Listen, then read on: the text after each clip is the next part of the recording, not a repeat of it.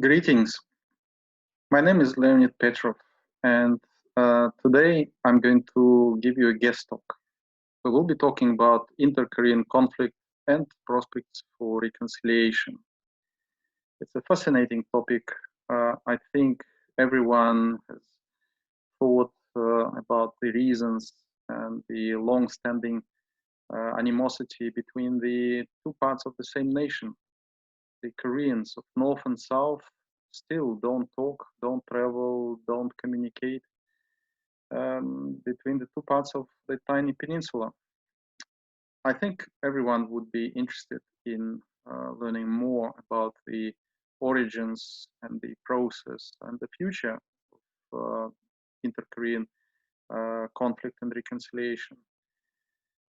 Today, I suggest that we will look at the main issues which divided the Korean Peninsula since 70 years ago.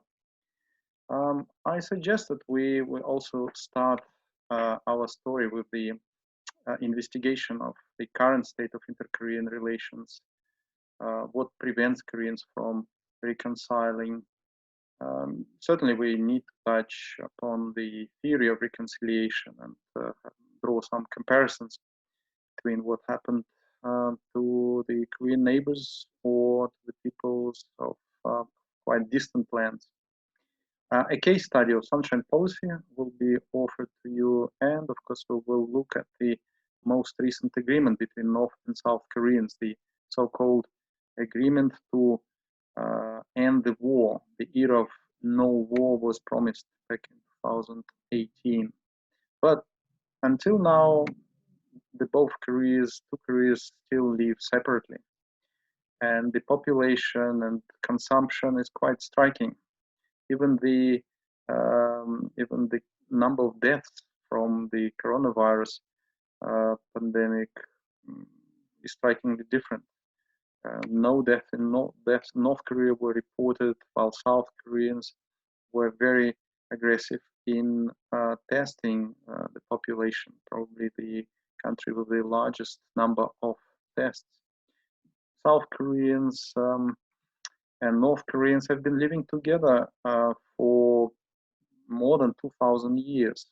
Some claim that the nation have 5,000 years of history. And how come that the nation lost its independence to the Japanese aggression during the war in the Pacific? Korea didn't become independent. It was occupied by the Allied powers, which led to the conflict between North and South Korea, which started in 1950. But the roots and the reasons of the conflict could be found much earlier. The conflict still remains unresolved, and the war is technically continuing despite of the armistice agreement, which was signed in 1953. The two parts of the divided peninsula are still separated, and North and South Koreans rarely meet. We will look at the reasons why Koreans still haven't reconciled after 70 years of the total division. The both parts of the nation meet only occasionally at Olympic Games, and the expectations of the Tokyo Olympic Games were not materialized, as we know. But the Winter Olympic Games in PyeongChang provided the opportunity for the leaders of North and South Korea to meet even briefly. Cultural division remains quite striking. North and South Koreans live totally separately and consume different cultural products. But periodically, South Korean bands go to North Korea, and North Koreans even manage to give performance to South Koreans. We will see how it worked, or rather not. The cultural reconciliation is another interesting phenomenon where the two parts of the divided nations often represented as the division and reunion between the two brothers through film, through poetry, drama, we will try to reconstruct the drama of the Korean division.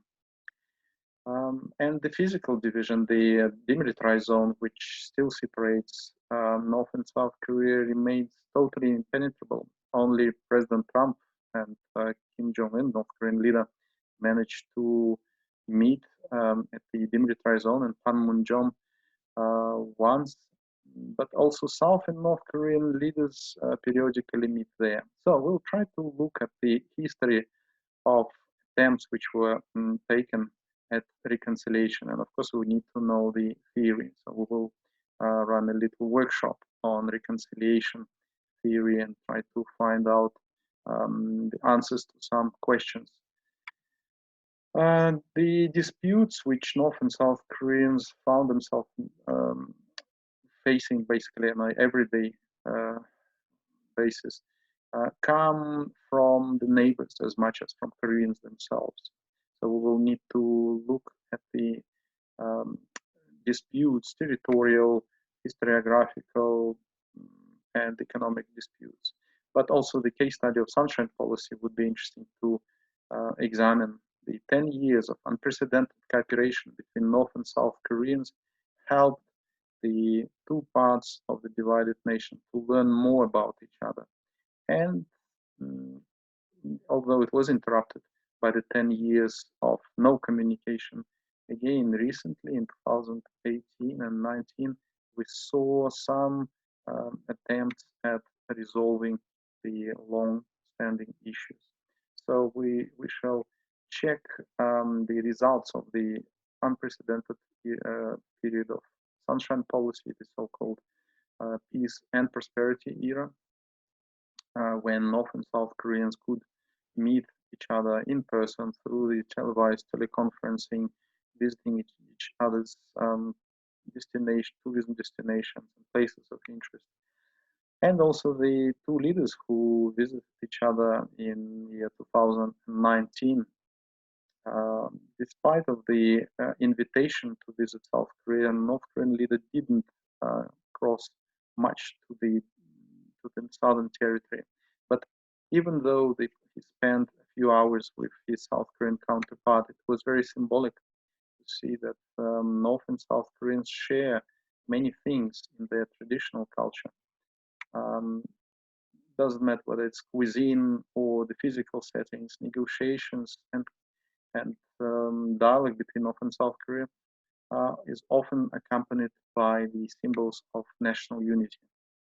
So how successful might be the era of no war?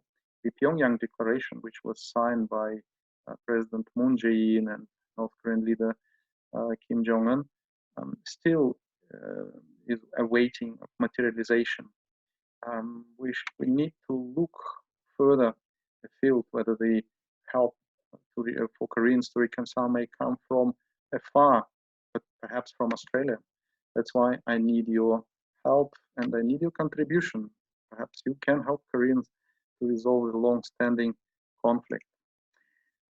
I look forward to seeing you all at the class, and we will talk more in greater detail about the episodes of Korean recent and contemporary history, which I outlined in my short presentation. And I would like you to think what can be done for Koreans in North and South in order to promote the mood and spirit of reconciliation. Perhaps you have some advice for them. I look forward to seeing you shortly, and I believe that this session is going to be both interesting and fruitful. All the best.